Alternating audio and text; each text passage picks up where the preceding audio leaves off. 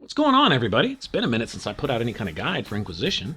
Figured rather than talk out the side of my neck about any old thing like, oh, this ability sounds cool, so I think I'll put a point in it. I figured I'd learn what I was talking about before passing it along to you guys.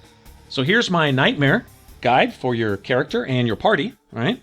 With friendly fire active, keeping that in mind. And rather than start with, say, a level 20 Inquisitor and say, this is my badass at the end of the game, I thought it'd be better to go through the steps I take to actually get to that point.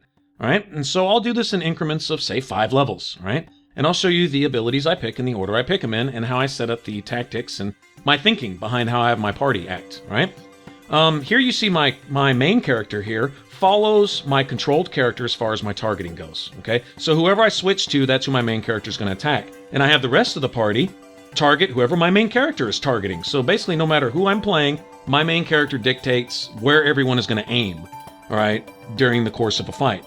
And essentially, what's going to happen is my tank is going to follow me around, and a lot of times my range characters will finish off the enemy that I first targeted. So while my tank and I run around the battlefield, drawing everybody's aggro, the range characters are on the edge of the battlefield, ideally from a distance, delivering the pain. And it works like that most of the time, okay?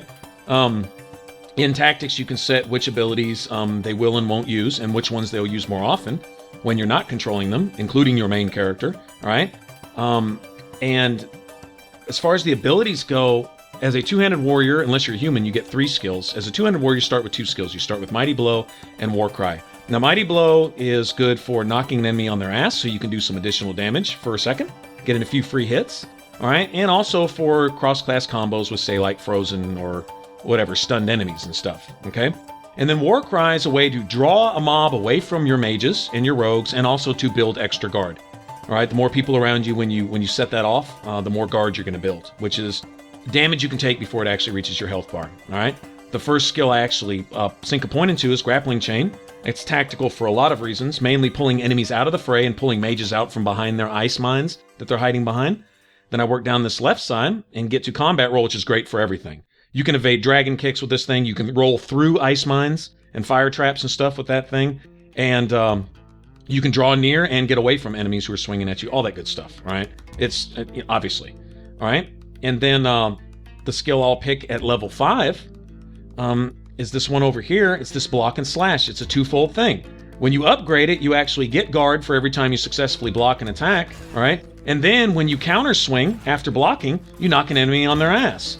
And you have even passive buffs that allow you to do more damage to enemies that are knocked down or disoriented or whatever, okay? And so that's like, it's a twofold thing. It's offense and defense, all in one skill, all right? And so when you put these together, these are essentially in the first 5 levels, the actual skills I'm pretty much going to be using for the rest of the game. Now, there'll be some stuff when we unlock extra classes and things later in the game, no spoilers here or whatever, but there'll be more things there. But this is my essential gameplay, my actual combat play, okay?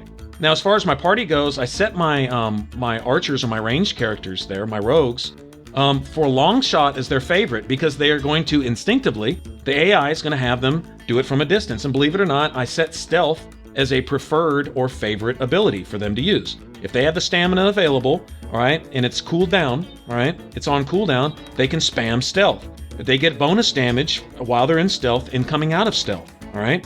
And also, when you upgrade it, it removes any debilitating effects from them. The mage, I have them favorite barrier.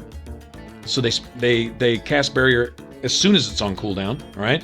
And then I work down the left side first, because that bottom left passive, it restores everyone's stamina and mana faster that's got an active barrier on them, which is hopefully most or all of the party at all times, okay?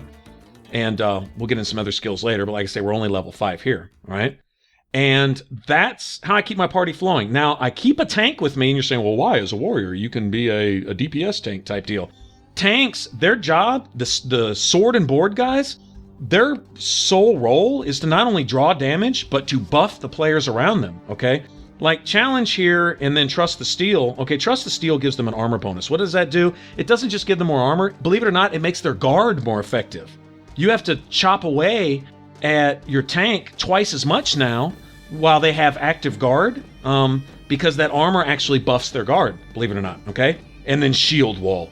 This thing is beautiful. Not only every time they take a hit do they build more guard, But every time they take a hit, if you're playing a warrior and you're standing anywhere near them, you get extra guard too. So you'll have guard popping up on your character out of nowhere if you have them spam shield wall. So why would you have them? You have them there for you, as well as to draw attention away from everybody else. Their idea is to be a damage sponge, all right? And then everything else around that is tanky. And you say, well, why don't you have lunge and slash, which is that one to the bottom right? And it's a great way for your tank to get in and draw close to enemies. Problem is there's friendly fire on that. And at higher levels, lunge and slash, that second move where they actually do the chop, if you get in the way of that, it's going to do some major damage to you. But shield bash, if you come down this left side, because we got to get down there to the bottom. That's going to be a skill. That'll probably be the next one we do at level 6, which is turn the blade. And that gives them melee defense. 20% more defense. And if you stack all those buffs, all right, then what you're talking about is a real tanky tank, all right? And that's my first 5 levels. And we'll make this somewhat of a series. We'll do one again at level 10 and level 15 and stuff like that. But you can go back and pause any of those spots if you want to see my settings, all right? And there it is. That's my first 5, and we'll get more into tactics later in future videos. But for right now, that's a good way to start. Nightmare Friendly Fire, thanks for watching. And if you want to subscribe, hit that button over my head, and I will catch you guys on the next one. Bye-bye.